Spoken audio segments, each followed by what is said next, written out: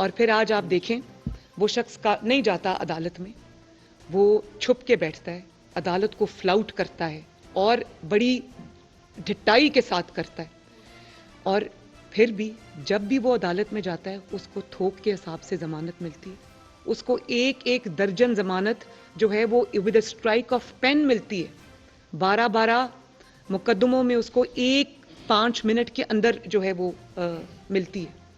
तो नवाज शरीफ साहब के साथ इतनी बड़ी ज्यादती हुई थी, उनके मुकदमे झूठे थे, सच्चे नहीं थे।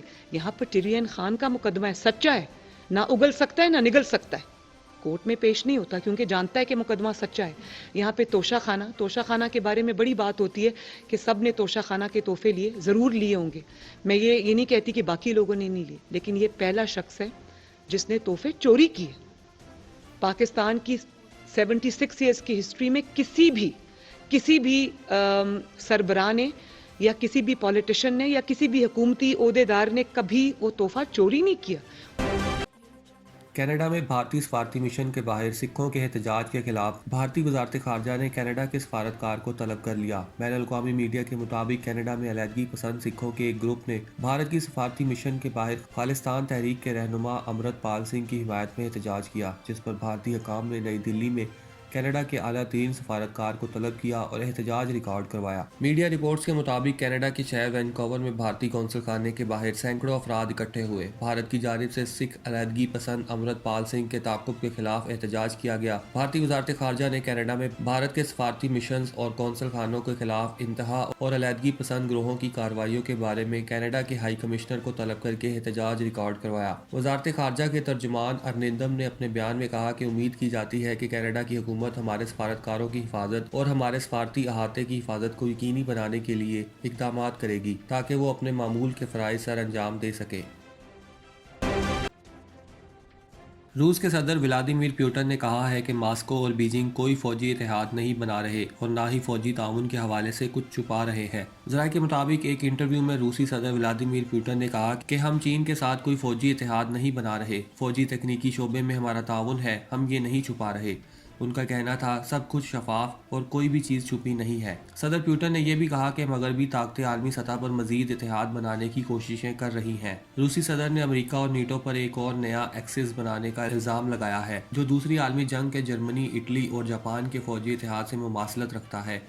सदर पुतिन ने कहा कि इसीलिए मगरबी तजियाकार मगरब के बारे में बात कर रहे हैं कि एक नया एक्सिस बनाया जा रहा है, जैसा कि 1930 की दुहाई में जर्मनी और इटली की फाशिस्ट हुकूमतों और अक्सरियत पसंद जापान ने बनाया था। रवां हफ्ते चीन के सदर शी जिनपिंग ने रूस का दौरा किया था। सदर व्लादिमीर पुतिन और चीन के सदर शी जिनपिंग के दरमियान मास्को में होने वाली सरबराही कॉन्फ्रेंस में ताल्लुकात को मजीद मजबूत बनाने का अहद किया गया था। दोनों ममालिक ने अपने खसूसी नौयत के ताल्लुकात को सराहा था।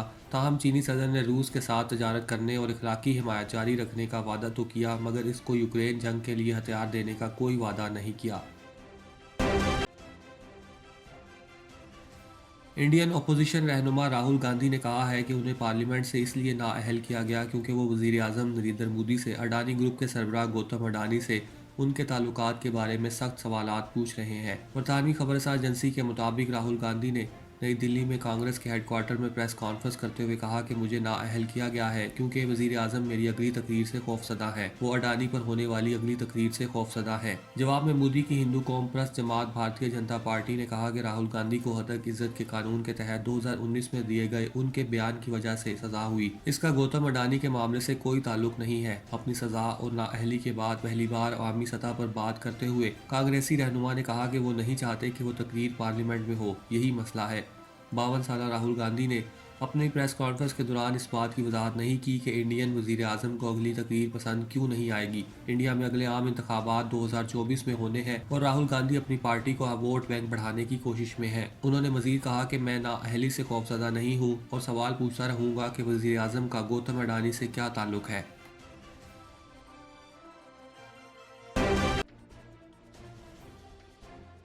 दुनिया के दूसरे अमीर तरीन शख्स एलन मस्क ने अक्टूबर 2022 में 44 अरब डॉलर्स में सोशल मीडिया प्लेटफॉर्म ट्विटर को खरीदा था और अब 5 माह बाद उन्होंने तस्लीम किया कि ट्विटर की मालियत 50% से भी ज़्यादा घटकर लगभग 20 अरब डॉलर्स तक पहुंच गई है। एक रिपोर्ट में बताया गया है कि एलन मस्क ने स्टॉक ग्रांट्स के हवाले से एक ईमेल में ये इतराफ़ किया। एलन मस्क ने ट्विटर के मुलाजमीन को आगाह किया कि उनकी माली मराहत को कंपनी के साथ मुंसलिक किया जाएगा। इसी मकसद के लिए एलन मस्क ने कंपनी के मुलाजमीन को $20 अरब की मालियत के मुताबिक स्टॉक ग्रांट्स देने की पेशकश की।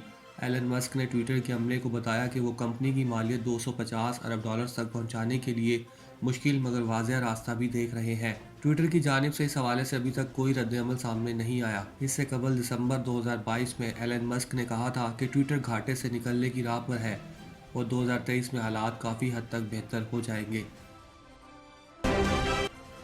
चांदनी चौक पर आएं, घर जैसा खाना खाएं।